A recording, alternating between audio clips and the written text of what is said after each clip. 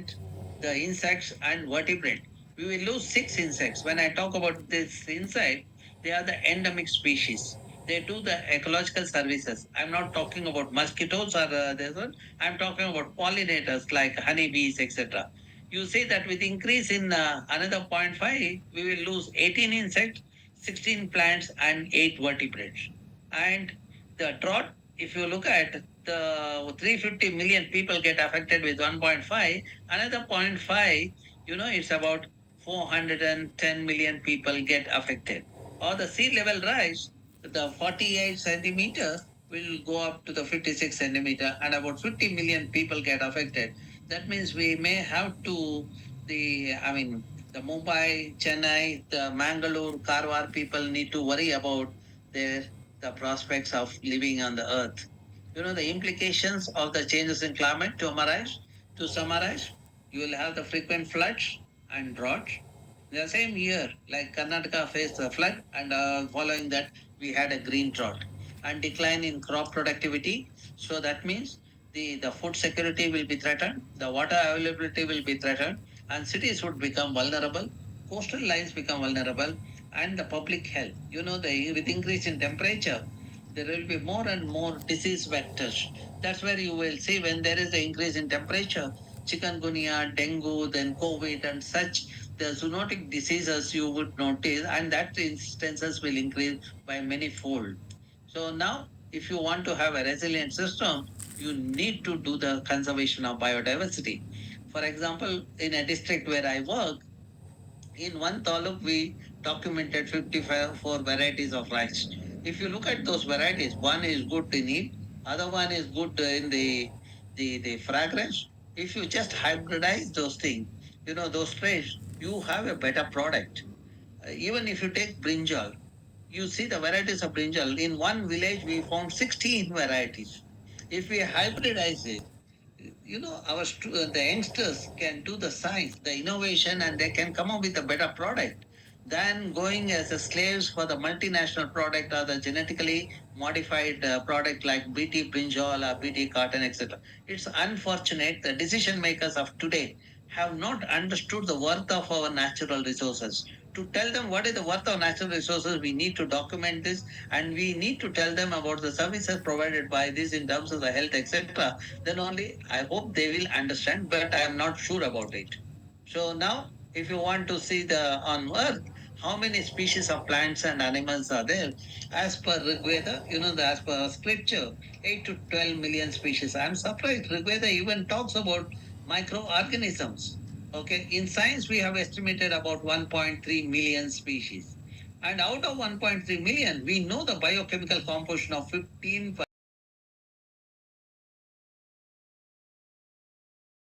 variety of food. Because of variety of food, our body gets the medicinal property, and with that you have the immunity in the place.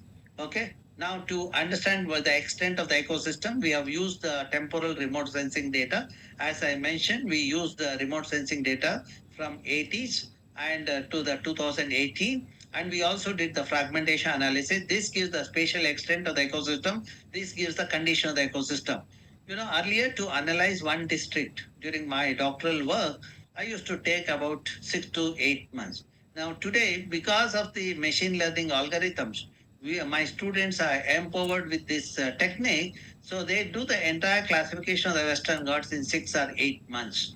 That is what one of my students did it. So, which shows there is a degradation of the forest as we move from one decade to the next decade. And not only the this one, we also projected what is the likely scenario in 2031. So now when we see that entire Western Ghat, they will have only 18% under forest as per this the prediction. But as per the norm, we are supposed to have 33% green cover of native species. But what we notice is will be 18%, and evergreen forest will be only about 10% of the total. Now, what are the implications of that? If you look at Kerala will become warmer and warmer, and there would be rainfall change. Kerala receives the large amount of rainfall for a longer duration. That pattern will change, and the rain instead of coming in the which spread across the few months for 4 to 6 months will start happening in a few weeks, and you will have a high intensity rainfall. When there's a high intensity rainfall, so because of the degradation of the landscape with the removal of vegetation cover and loss of the binding properties of the soil because of the absence of the root, you will have more and landslides and mudslides happening in the region. This is what we had, we published this article way back in 2018. We had written a paragraph about the likely implication, the changes in temperature, etc. At that time, in a paragraph, I had highlighted the imminent, landslides, mudslides in parts of Karnataka and also in Kerala. Then immediately in 2019, that landslides happened in Karnataka and in parts of Kerala. Then immediately this publication people started referring. But unfortunately, decision makers didn't take it seriously, and they allowed the degradation to continue to happen.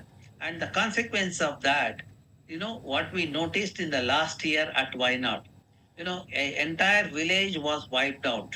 150 families belonging to one community wiped out. This community who are experts in cutting the trees, they were hired by the plantation owners who are sitting happily in places like Mumbai or Bangalore or Hyderabad. They hired the workers for cutting the trees, and after cutting the tree, those region was converted into the tea plantation, and these workers were given a job in the tea plantation. But when unfortunate high intensity rainfall happened last year, that entire population was wiped out.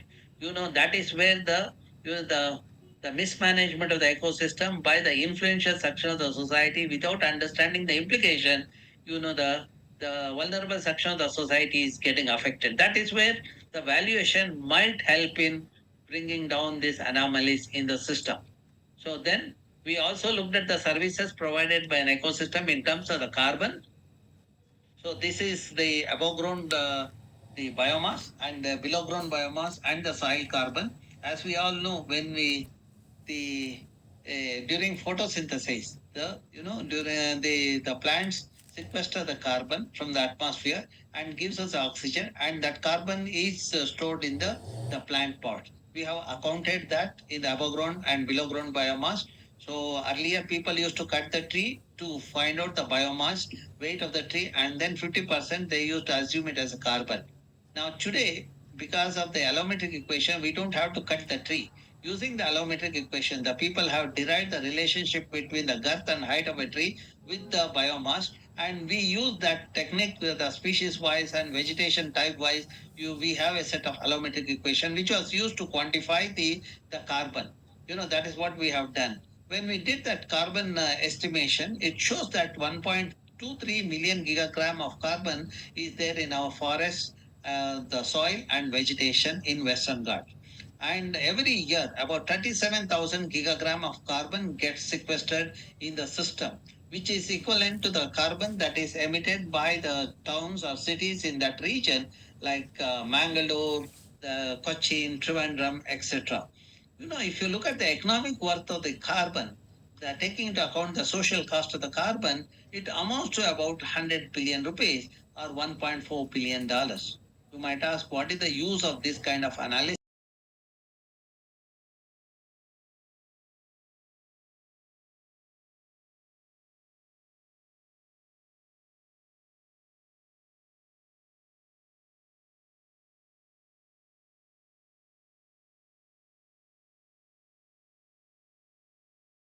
The Western countries, we tell them that the carbon that is stored in the forest or the carbon emitted by them during industrialization, because the only earth, the whatever the carbon that is getting into atmosphere was sequestered by the forest in the Himalayas and in the Western Ghats, etc.